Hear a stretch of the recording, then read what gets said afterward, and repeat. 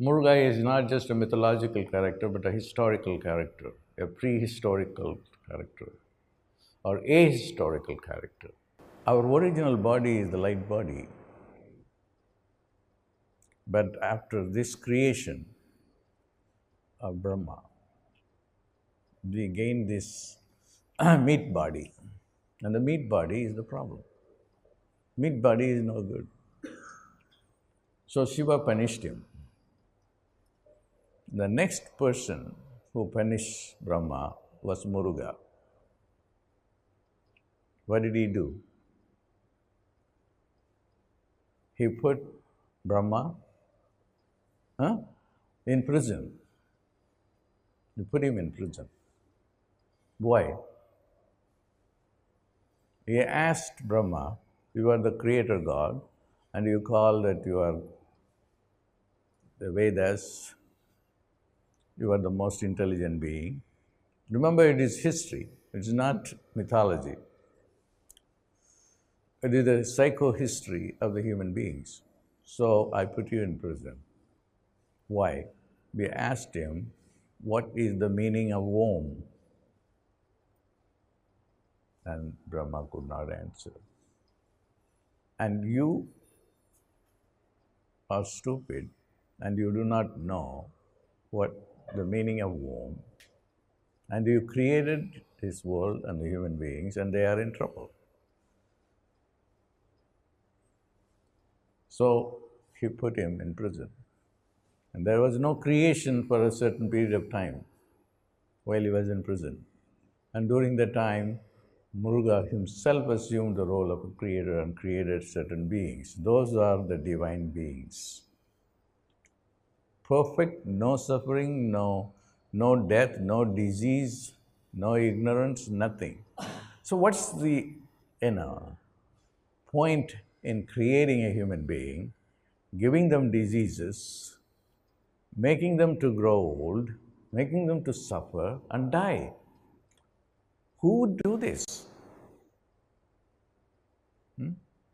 And create karma and all this nonsense. So he put him in prison. This is a long story. I'm not going to go into a lot of that, but I will skip and then go to Shiva.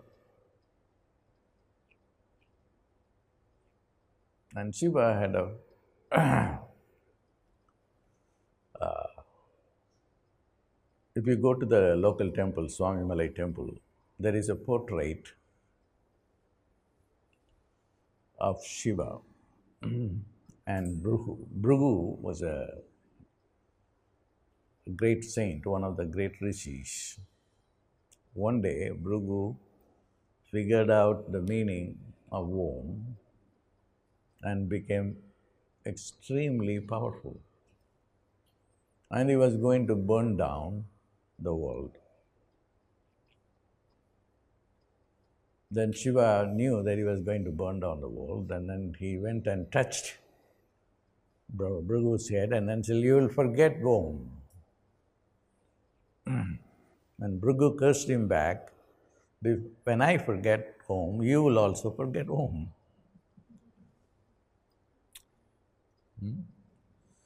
And Bhrigu has to come. Shiva forgot Om. And nobody there was to teach Om.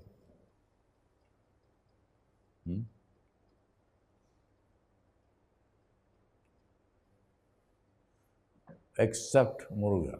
So he came to this place, Swami Malai. Although Muruga was his son, he told his father, now I am the teacher, you are the student. You have to sit down and then I will teach you that. That's why he is called the father's teacher, the son who teaches the father. Then he taught him Om. If you know Om, they will have some practice of Om. If you know Om, you will know everything. I sliced Om, just one part of it, Ah. And then I had this research at Harvard Medical School, the fMRI people.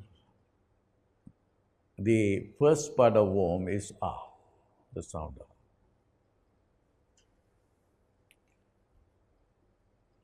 I told the scientists that we don't have a hypothesis here.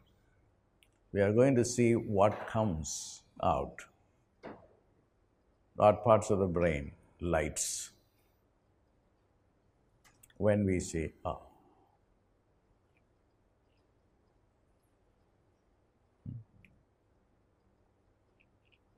Ah was the only sound that went all over the brain. See, fMRI is the most advanced technology available, where you can go and see what happens in the brain, where the blood flows in response to the sound.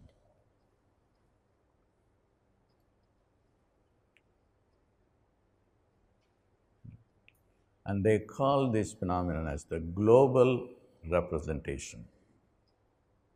Global means the entire brain. Ah has global representation.